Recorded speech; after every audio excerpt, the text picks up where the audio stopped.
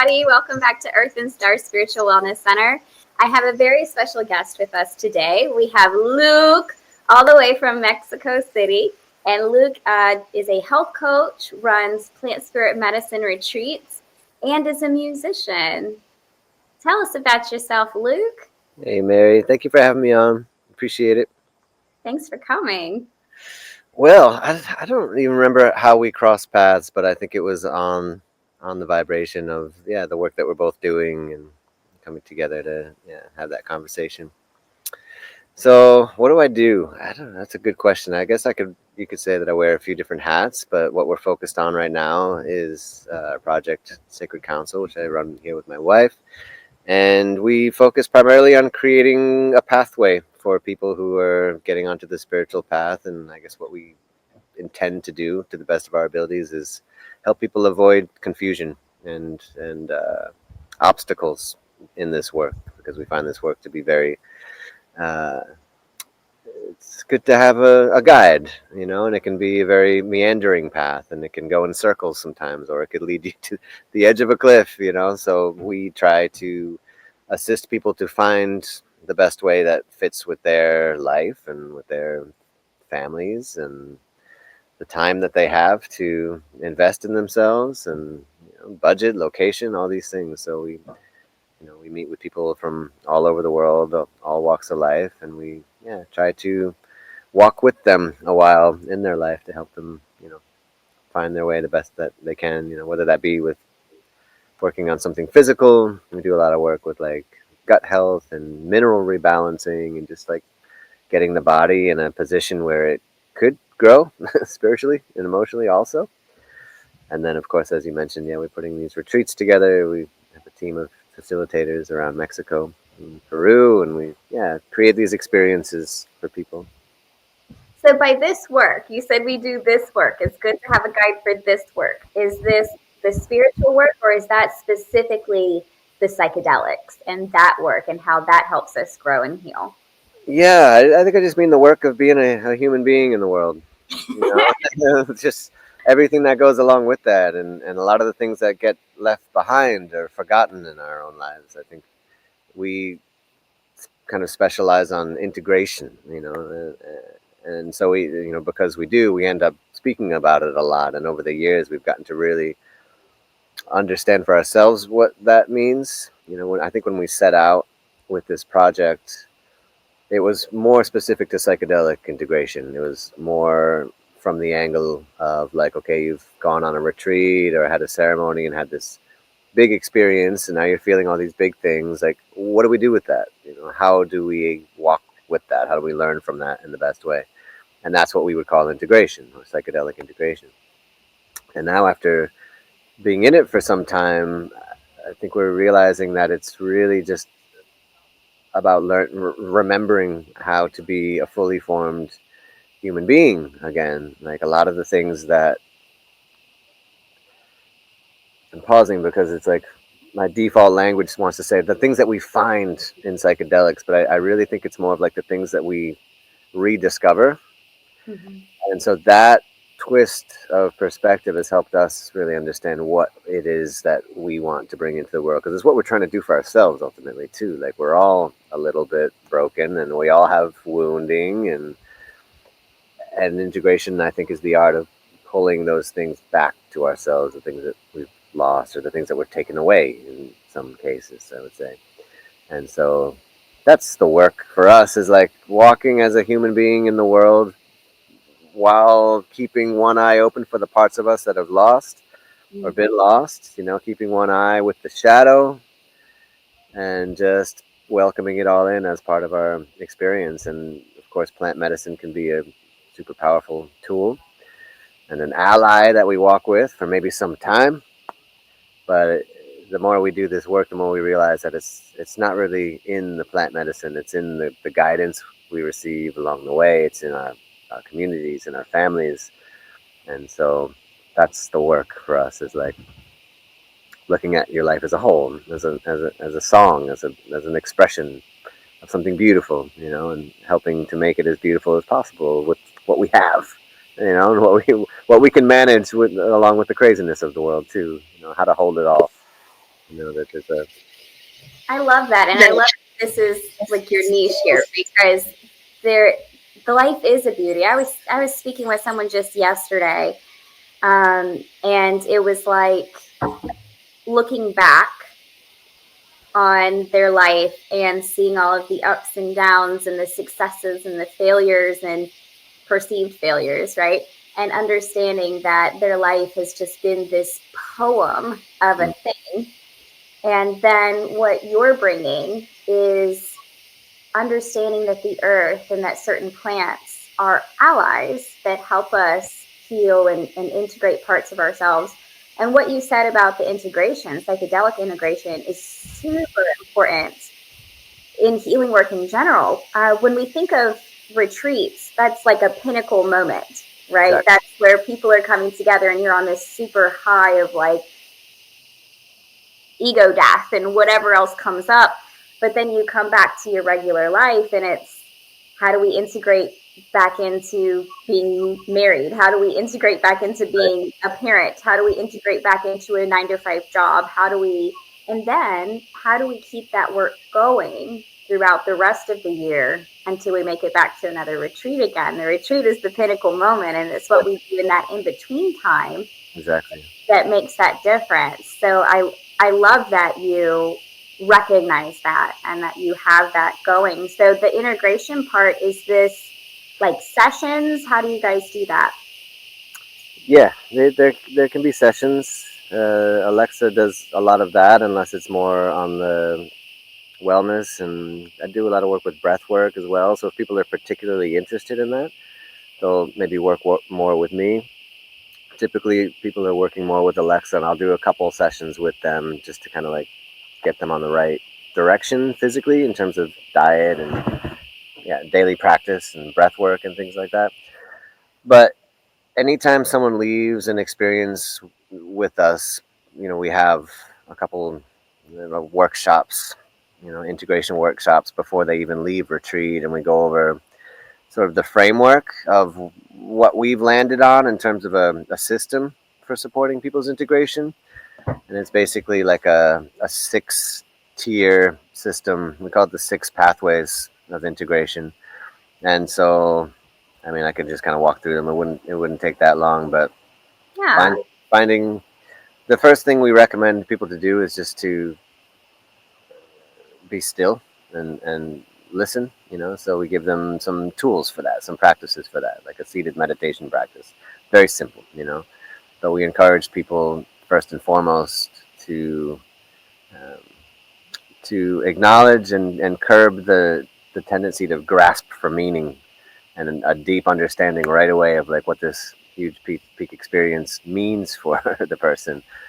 Step one is like, okay, remember that it's going to continue to come. It may make no sense right now. You may feel worse than you did when you arrived, which happens sometimes. And so the first step is just being still. Then we recommend people create some sort of a daily practice, some sort of like a daily touch point. Doesn't have to be the same as a spiritual practice necessarily, although it certainly could be your daily practice. It has like a movement practice, but something that you do every day, as simple as like making the bed or honoring yourself in the mirror, something. And we give some suggestions, but we also like people to be creative with that part because it's your life. Um, Third would be wellness and self-care, so just understanding the importance of the role of diet and also detoxification and things like this. Um, what was the next? Having a touch point in nature, so like getting some exposure to nature every day, getting bare feet on the ground, or like having a relationship with nature the best that we can.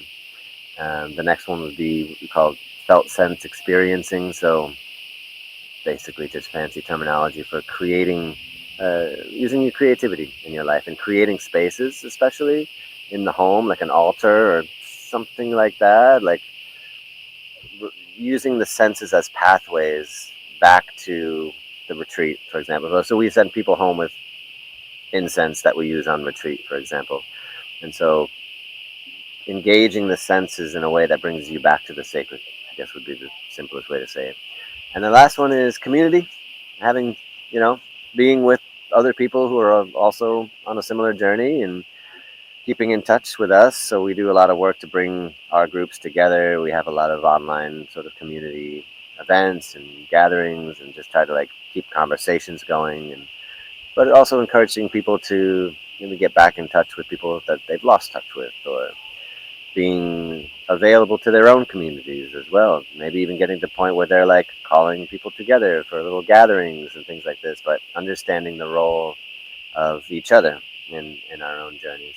So that's kind of, we turn that into like a 2 hour workshop when people leave our retreats, and then send them home with some resources, specific practices and things like this. But we also just make ourselves really available to people too. People call us on a whim all the time, which we love. And kind of like try to shift away from like the transactional model of healer patient. Is like, I don't really see it working that way as effectively as being like a companion and a guide, which of course means you can't work with hundreds and hundreds of people, which is part of mm, also our model with sacred council, is like keeping it really small and being able to like really truly get to know people and walk with people a while. Does that answer your question? Yes, creating your own community. I love that. And thank you so much for sharing that. So first, before I jump into the next question, I just want to say that Alexa is Luke's wife and co-founder, correct? Correct. And we're hoping to have Alexa on sometime soon so you guys can meet her. She is doing her heartfelt work right this moment with one of her clients. Yeah, right, right in there. So, but she'll be on sometime soon for you guys to meet. So when Luke says Alexa, that's who he's referring to, his other half here. So if someone were if they were thinking about using plant medicine or using it as an ally, why would they reach out, or how do they know that that's right for them? Like, what does it help them with? It's a very good question. I think this will probably be different for a lot of different people, but I'd say, of course, always, spend some time doing the research. But even then, it's like where with whose research, because you could do research and encounter full spectrum of opinions. Actually, I find, especially nowadays, it's like most of the experts are experts in their own opinion with plant medicine, because we're dealing with something metaphysical also. It's like you can measure the effects on the brain, you can measure things like that, but in terms of, is this going to help me, that question, which I think is what starts a lot of people's journey, like, oh, maybe this is the thing that's going to help me. Maybe they heard a podcast or something like that. So I think it's hard to give a definitive answer to this, because it really points back to the person and what's motivating them and how they're relating to this in their heart. And I think that in kind of our culture, it's really hard to break the conditioning around the belief that like finding something on the outside and putting it in my mouth, that's going to solve the problem, and we've seen this model not working with a lot of pharmaceuticals and things in Western medicine. I don't want to say it doesn't work for everybody, but as a pattern, we've seen this sort of unhealthy dependence on the pill, And so I think what I see is that a lot of people look at plant medicine as sort of like the next pill. It's like obviously we understand it's natural, it grows out of the earth. There's a lot that's unknown about it, but I think a lot of people are approaching it in a similar way as they would to the doctor's, medicine. And now we have the shamanic medicine, but it's still, a lot of people are thinking about it the same way. And so I think the first thing I would tell anybody is to talk to somebody who's got a lot of experience on the path, and hopefully arrive at an understanding that this is a very different kind of medicine. It's sort of like the opposite of Western medicine, right? Western medicine is like you take a pill, you feel better for a little while, then you feel terrible tomorrow. It's like this medicine is like, you take this medicine, you might feel terrible, but you might feel better tomorrow. It kind of works in the opposite way. So I think having a clear understanding of what one is getting into and the long-term support that's needed, and especially around the understanding that this is in a lot of cases shadow work. It's like we're getting into parts of ourselves that we're probably not going to look at, and the process itself is like not always fun and not always comfortable or easy. It's like we can have those experiences, and it's like I call those like the golden ticket experiences when we, just for whatever reason, it's just like, oh, this is amazing. This is the greatest night of my life, just in pure ecstasy. And like, even when with something like ayahuasca, when we're purging, it's just like orgasmic, orgasmic purging, which sounds disgusting and weird, but it can happen. But then other times it's like the absolute, like, most terrible, terrifying night of someone's life. It's, the person sitting right next door, same batch of medicine, same facilitator, same everything. Or even the same person the next night has the complete opposite experience. So I think having a grasp of that awareness that, there's no way to really predict how the medicines are going to hit each person, and that it might actually start a difficult process, not just the ceremony, but like it could be stepping into a months long process that's very difficult, and that one ceremony might bring up a whole world of stuff that you didn't know was in there. And then in a lot of cases, you're on a retreat that comes to an end, and it's like, all right, here's your like integration brochure, like if that, like most people are lucky to even get that, and then go home. It's like, well, what do you do now? And you got all this stuff, and you call your, the therapist or psychiatrist who may or may not have experience with psychedelics themselves, and they approach it in a similar way. And a lot of people might not get like the the support that's needed for a process like this. So I think understanding that first is helpful for a lot of people. It's like you have to really fully choose this path, because So once you're it onto this, seems like this is something that people make the tough decision to do if they really want spiritual and emotional and mental change. yeah, Like something just isn't working and they know that they need medicine to make their lives better, yeah, regardless of what that looks like. And through like a month-long thing, later what I'm hearing is that sometimes this can pull up the darkness or the things we've suppressed or the shadows inside, because these are the things making us sick. And when it does, then we have to deal with it. It's like the medicine pulls it up and brings it to the surface for us to look at. And yeah. the integration work is what we do with it after, how we process that, how we address that, how we really face it head on and become one with that.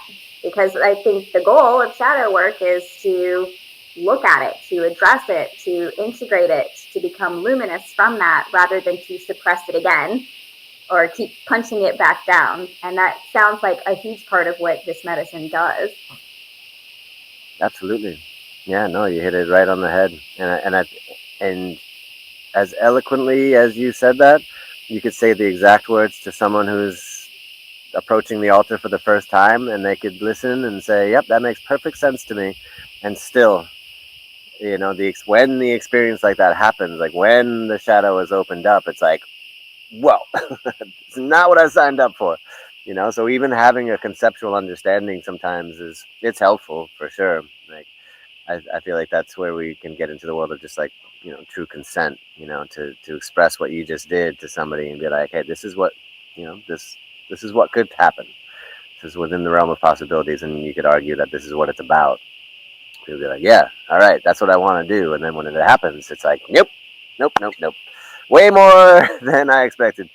And that's me. That's me every time. Like I have helped people. I've facilitated with a lot of times with psilocybin through healing sessions and things like that. But anytime I myself have done the psilocybin as that heart opening, I cry every time.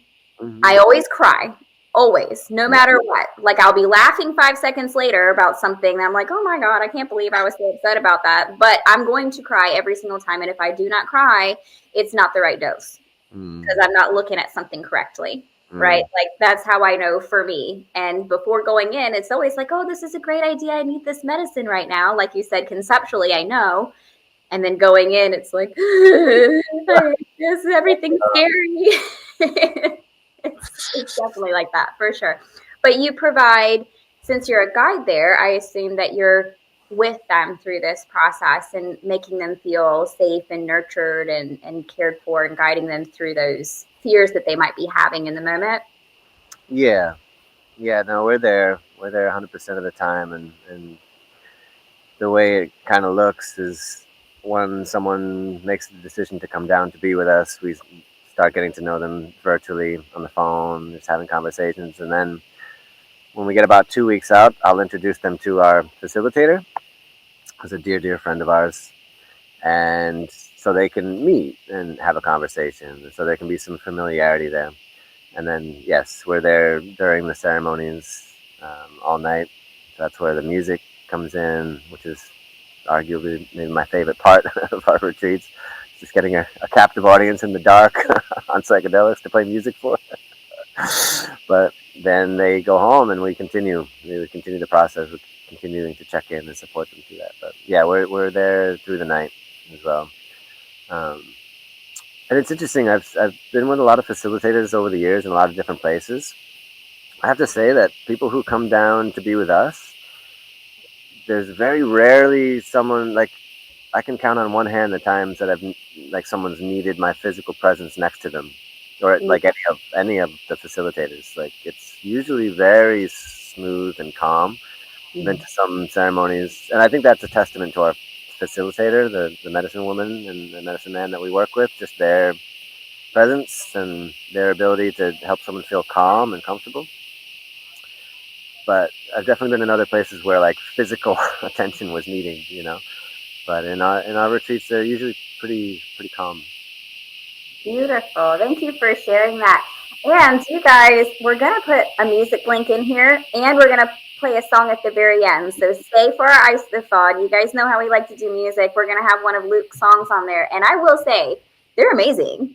Oh, thank you. I I appreciate that. love it. I was jamming in my car yesterday. I had it turned up. I loved it. I'm glad to hear that. Thank you.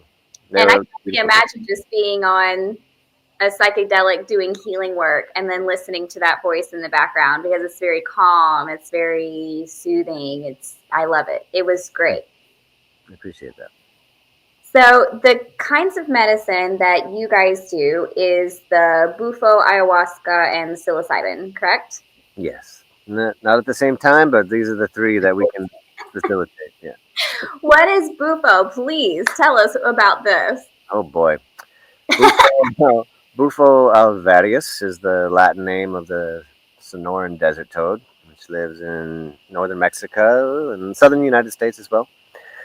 And it's a secretion that comes from these glands on their body as sort of their defense mechanism, and it contains, amongst other compounds, 5-MeO-DMT. And so it's the sort of natural form of 5-MeO-DMT. There's also a synthetic form of 5-MeO-DMT now, and we can accommodate both depending on the experience people are looking for. We work with an indigenous grandmother out in Sonora named Philomena Barnett, an incredible woman. And so if people are wanting that more sort of down to earth indigenous experience, bring her in. And then we have facilitators that serve, but also serve the animal version, but the pure molecule as well. If somebody wants more of sort of like, I wouldn't say anything we do is really clinical, but like more of that sort of set and setting, and the relationship also to the facilitator. Um, our facilitator from Sonora is amazing. I have so much respect for her, and she comes in, she does her thing, she does her ritual, and then she goes. And some people want to have more of that sort of dialogue leading up to and during and after, more like regulated dosing. It's like the indigenous style it's different. It's not. I wouldn't say there's better or worse, but it's a different approach. And so with Bufo, it's a pretty fast acting, short lived experience, usually a full experience somewhere between like 30 minutes to maybe an hour tops. and it activates very quickly. It's a vaporized smoke, so in both forms, the medicine is vaporized in a pipe, and you inhale it, and then within 5-10 seconds, you're being catapulted through, you know, through all that is and landing in a sea of even more. So it's a very intense, very transcendental.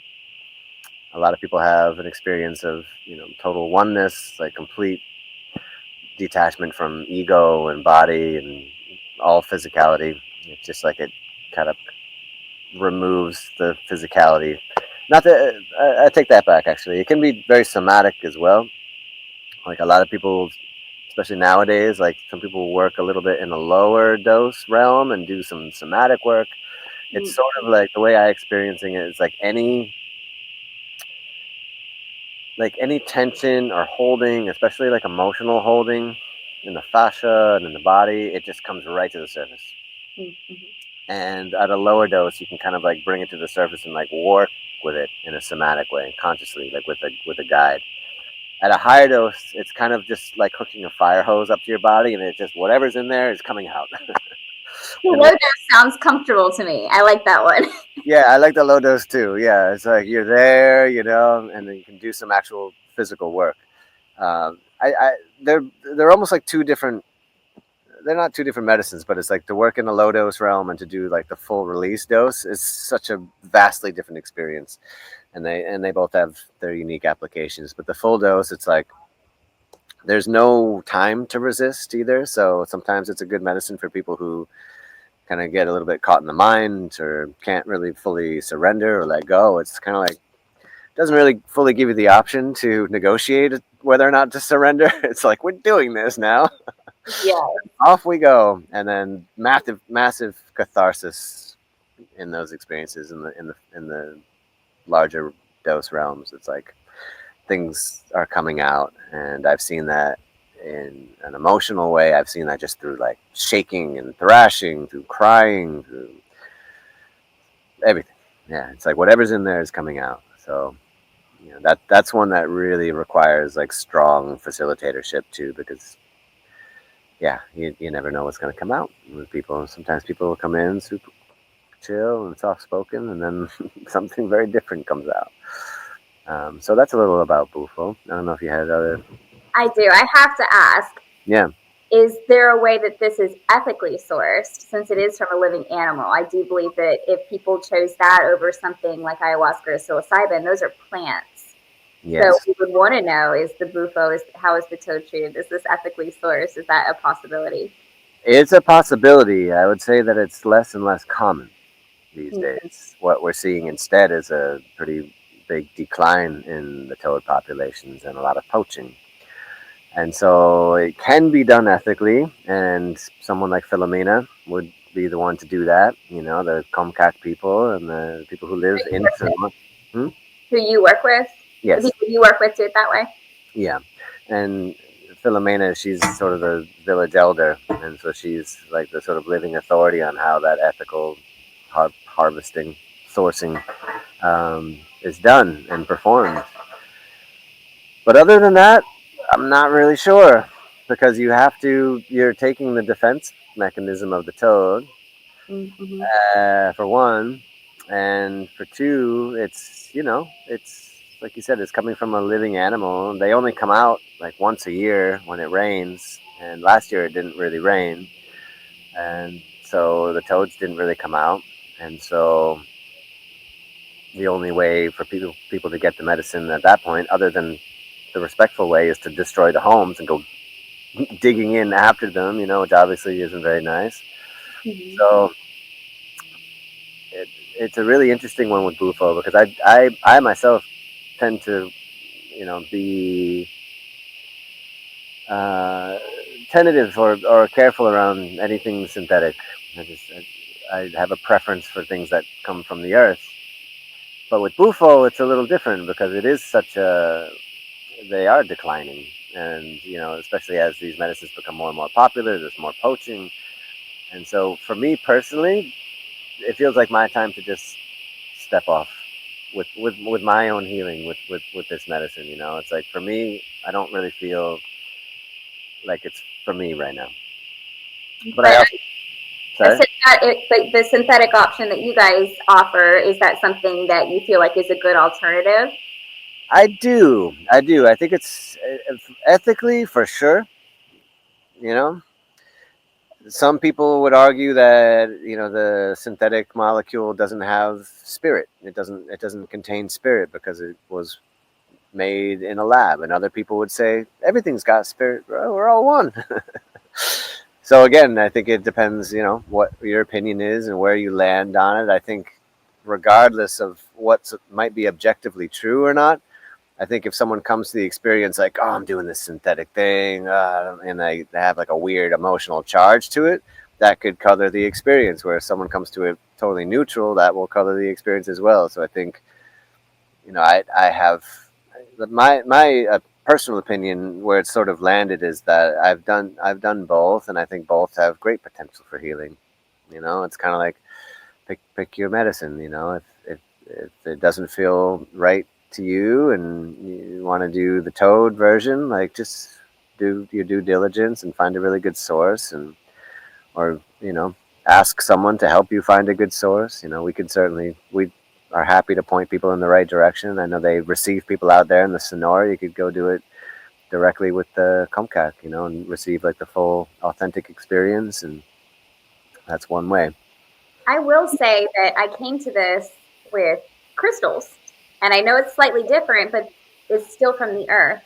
Where I ran a crystal shop a while back, and more and more of what I started seeing was lab grown. And people kept saying, well, I don't want it if it's lab grown, that's a fake crystal.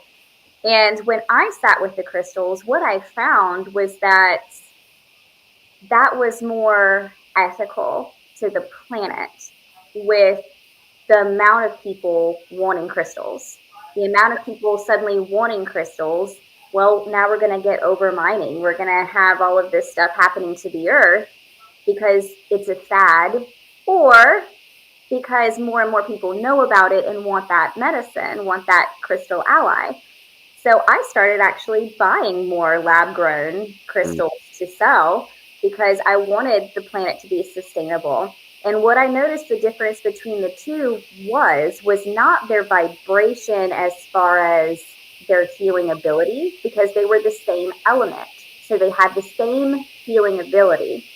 The difference was their memory. Mm.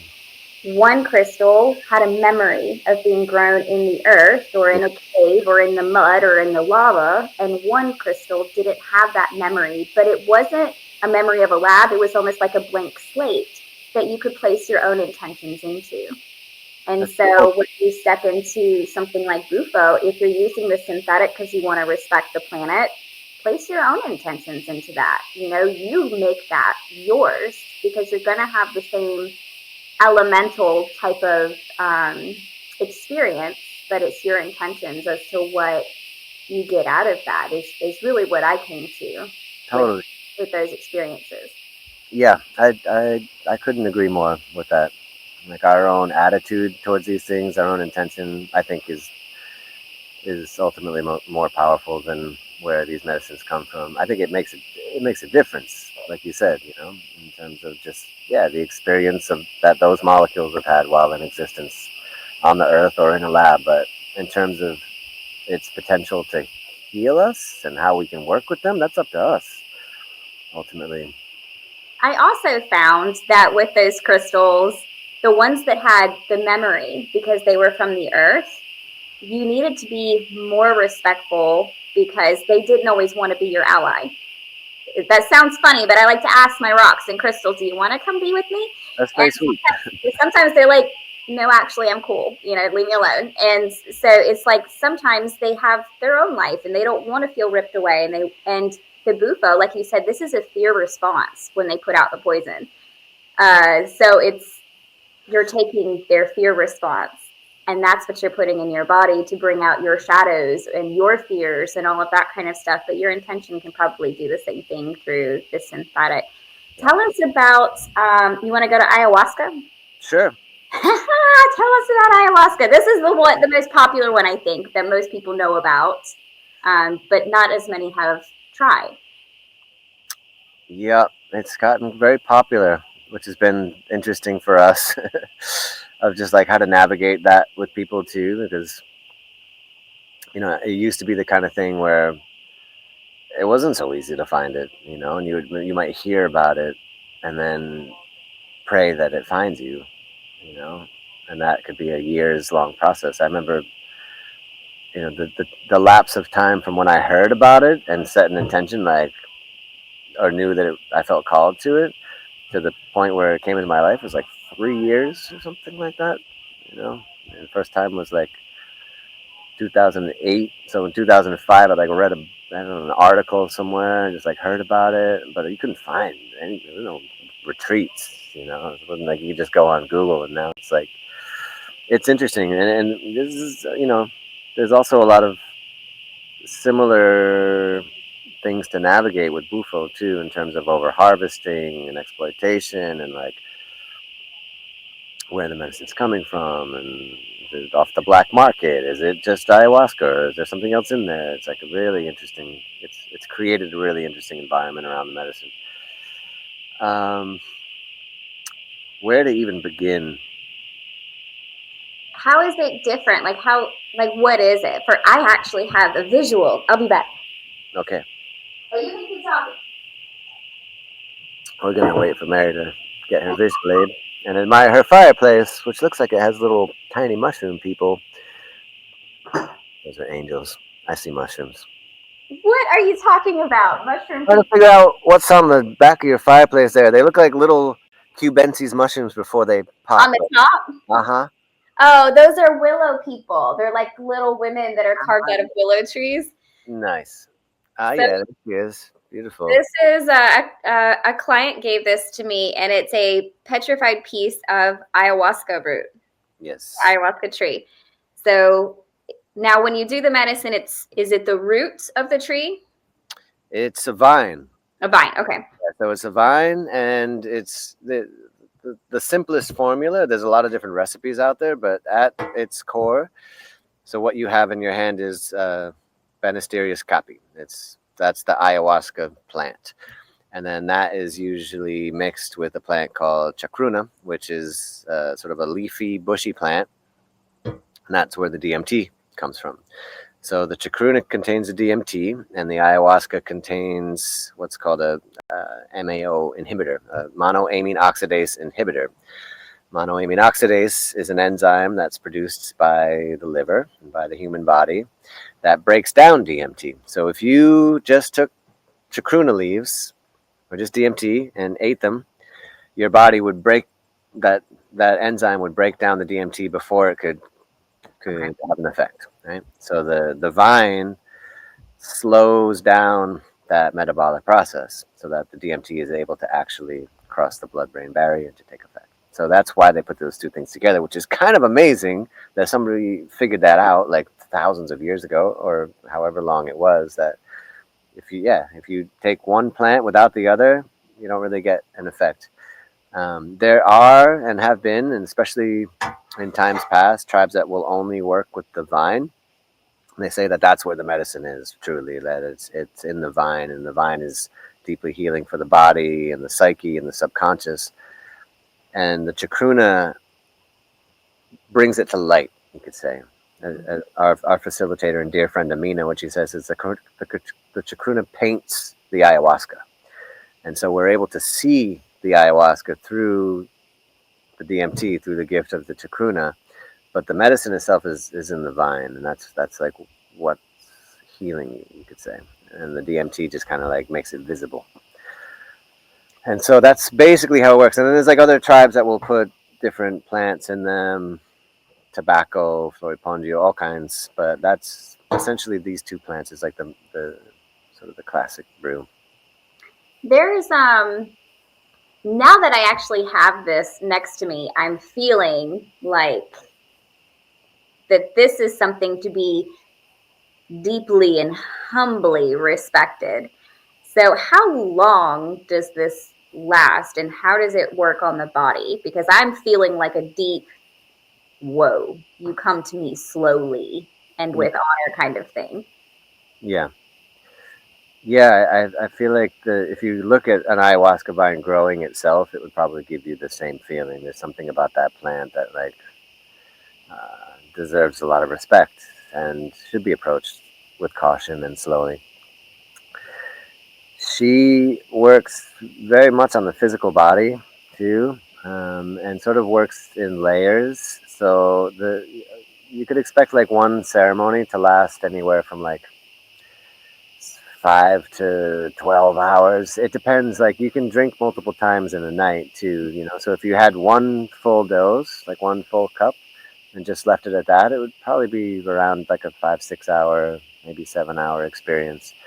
But how the ceremonies are usually structured is that there's a first dose, and then a few hours later, there's an offering for a second dose and maybe a third dose. The way that we do our retreats, people can basically drink as much as they want, like within reason. Like you can't overdose with ayahuasca. Usually people know when they don't want more.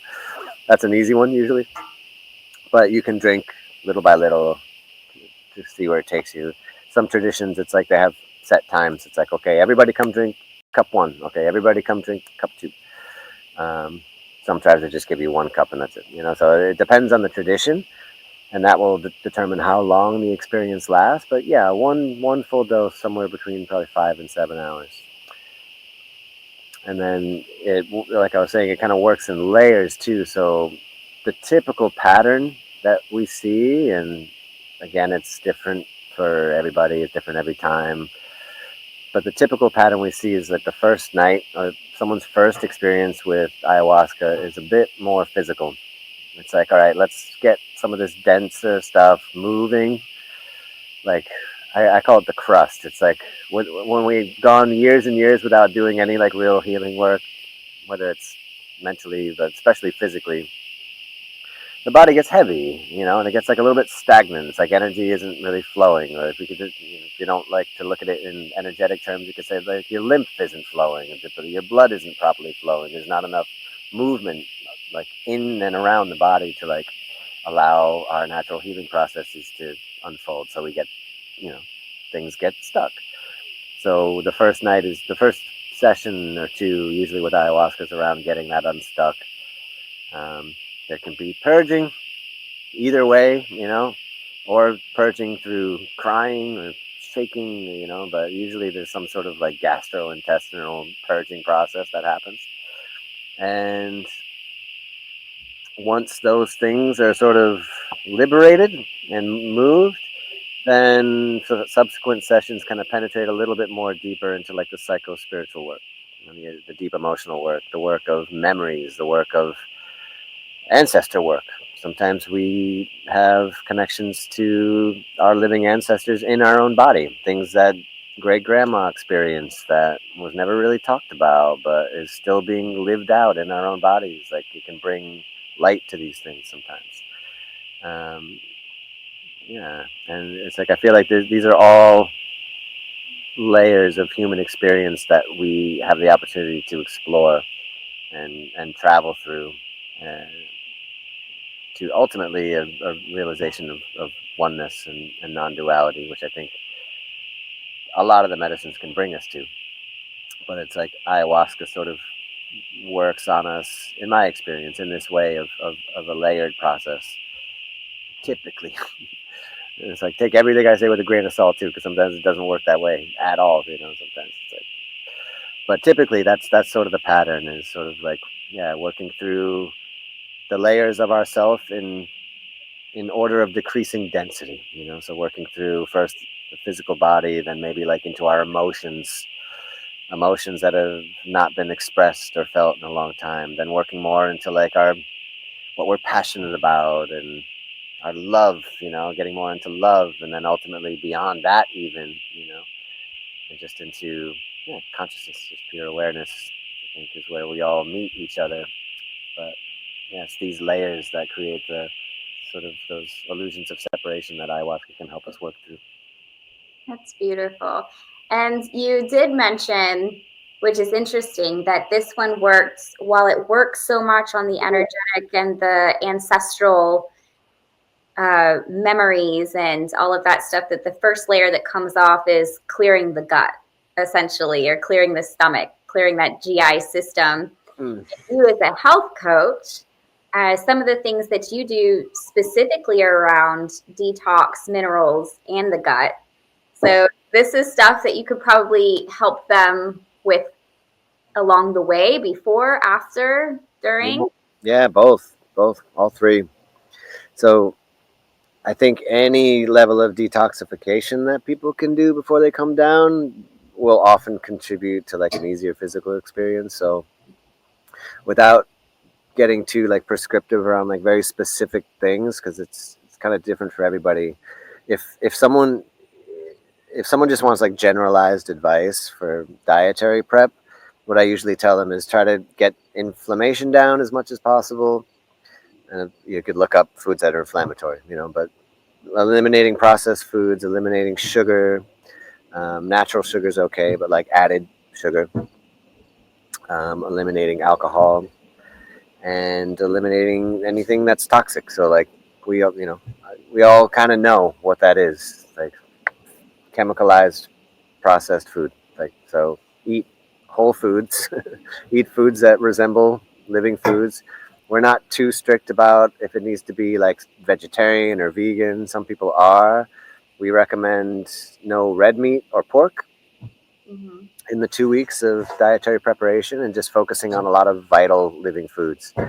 And again, that's different for everybody. It's like we have a lot of people who are on a carnivore diet. Not a lot of people, but a few here and there. So that's trickier, But our facilitators don't have problems with things like fish and eggs and chicken and things like that. But focusing on whole organic processed foods, I think, unprocessed foods, I think is like a good general baseline. And then doing everything that we can to sort of like a generalized sort of non-specific liver detox. We do have like a really focused functional medicine liver detox that I would love if everybody did, but it's like another layer of commitment that not everyone always wants to make.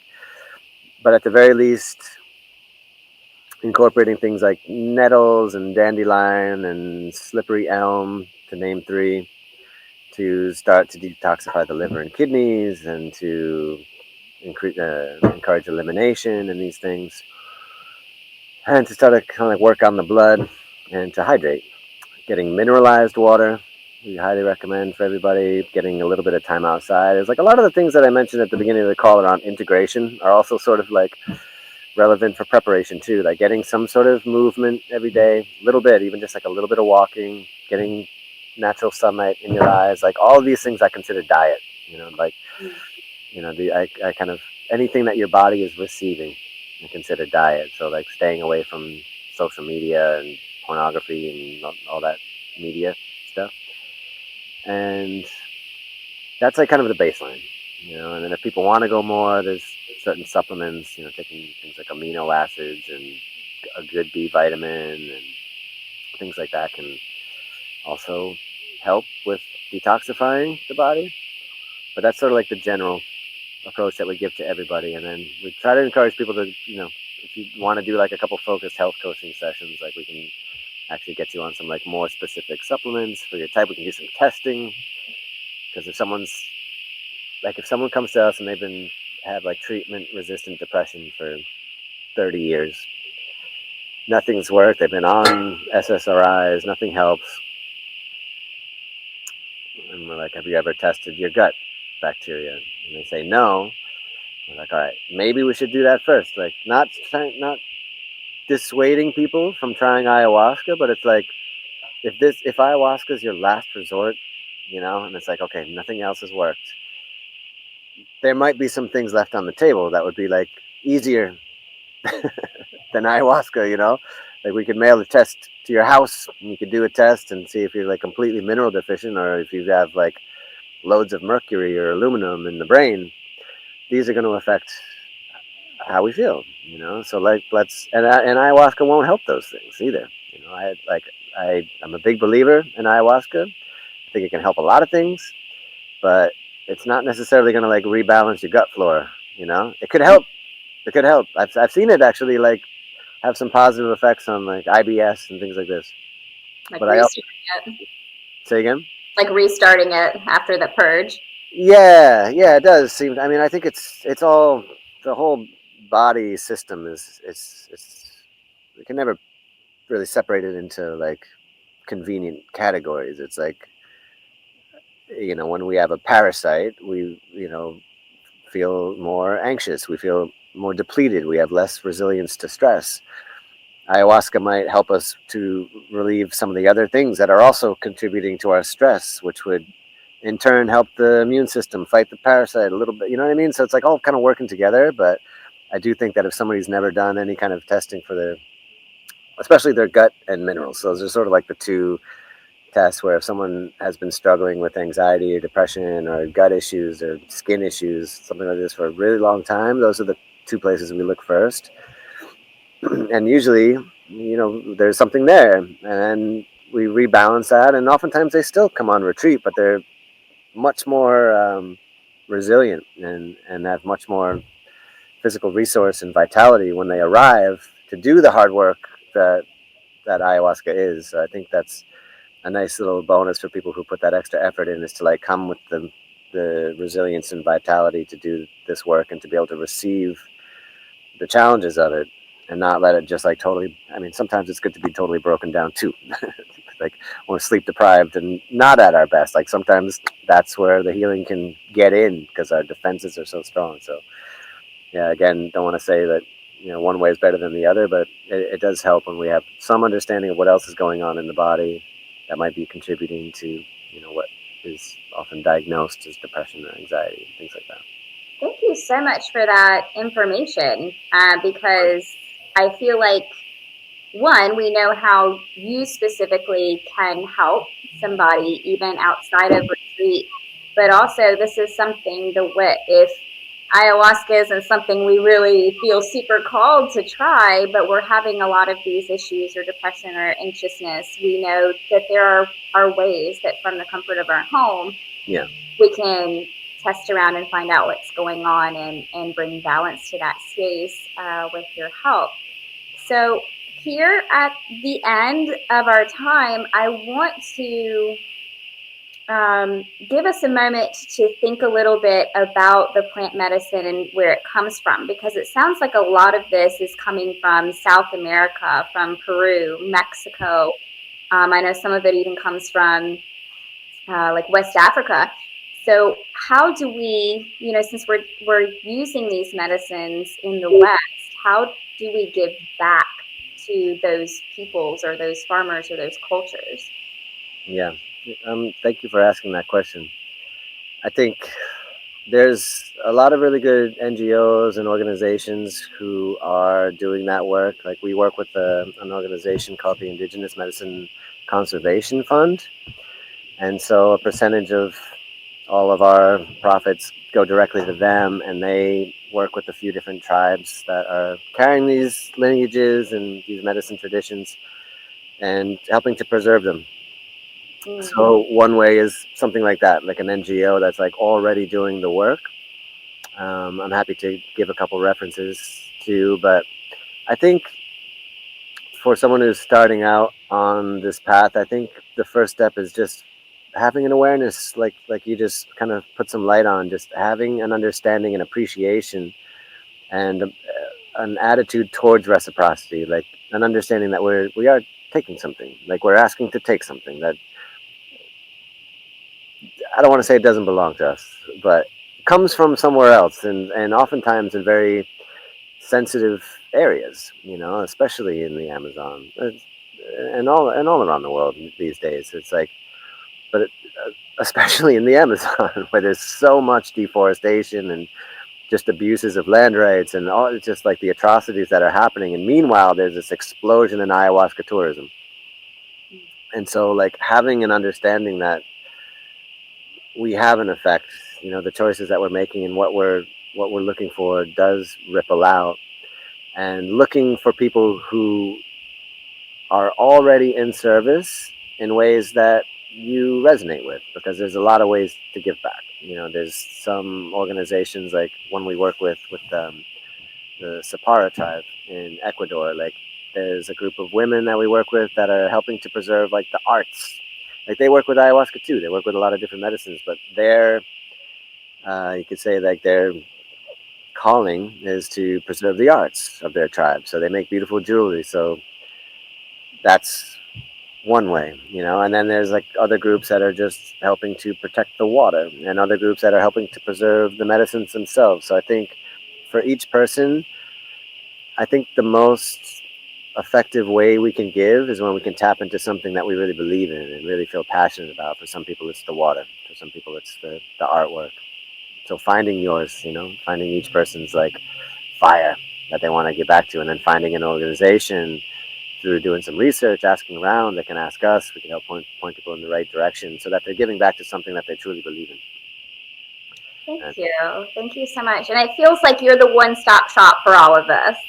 You're giving a lot of references, but it sounds like I even think you have a link for the reciprocity on your website. Is that correct? We do, yeah. We just go. I mean, on our website, there's a link directly to the IMC, the international, the fund I just mentioned, the Indigenous Medicine Conservation Fund, and they're doing really great work. Sometimes we'll change our website. Like sometimes we'll find another organization that's doing something a little bit different. We want to give some love to them. So on our website, there's always one way to give back. That way sometimes changes. We kind of rotate different organizations in and out over time. But if people go to our website, up at the top, there's a link for reciprocity. So if people click reciprocity, that'll take them directly to the cause that we're working with currently, and it'll give a little bit of information about it and a button to donate. And you said that a percentage of your sessions or retreats go back into those cultures anyways, and it sounds like a lot of your facilitators are from there, so they're involved in all of this kind of stuff. So you guys make sure that you go to sacredcouncil.com. The link is going to be in the description, so you guys can just click it and go straight to the website. Make sure you talk to Luke somehow, whether you're booking with him, going to a retreat, using those services, because this feels like a pretty holistic way to have all of your needs met in many different ways. And I want to thank you so much, Luke, for coming on today and talking with us. There's so much more to dig into, but I feel like you really gave us the PowerPoints to make some good decisions for our own health and for the planet and the other people on the planet moving forward. Yeah. And thank you so much for having me on there. I really appreciate it. And we have a lot of free resources that we like to give out to people too. So if anyone is curious, even if they can't sign up for a session, we have some things that we can give away for free to kind of get people on a path with something to work with. So thank you again. Thank you, Luke. And thanks everybody for watching. Bye. Bye-bye.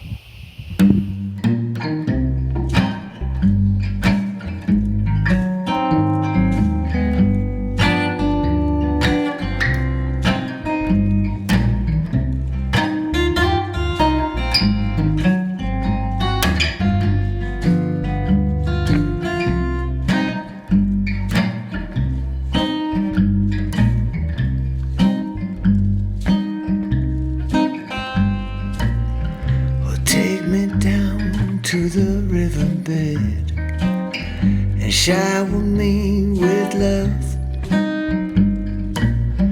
Rock me like a baby and fly me like a dove. Sing sacred lullabies and bring my shadows to the light. Thank you for your medicine tonight. I let the water soothe my soul and wash my spirit clean. Fill my heart with gratitude for everything I've seen. Sing sacred lullabies and bring my shadows to the light. I thank you for your medicine.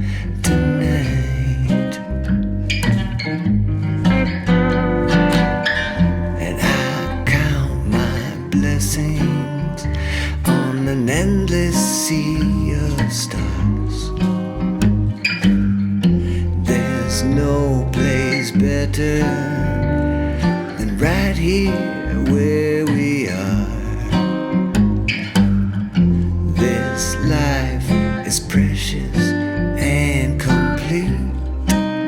Oh, what a gift to be alive. I thank you for your medicine tonight.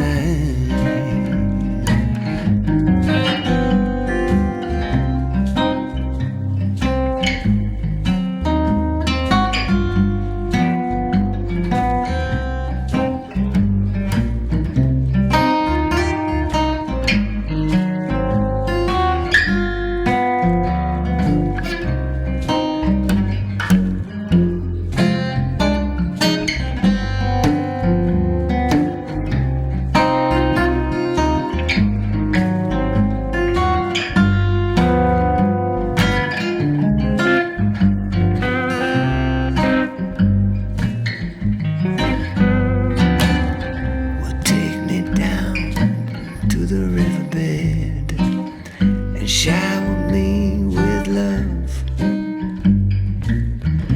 Rock me like a baby and fly me like a dove. Sing me sacred lullabies and bring my shadows to the light. I thank you for your medicine tonight. I count my blessings on an endless sea of stars. There's no place better than right here where we are. This life is precious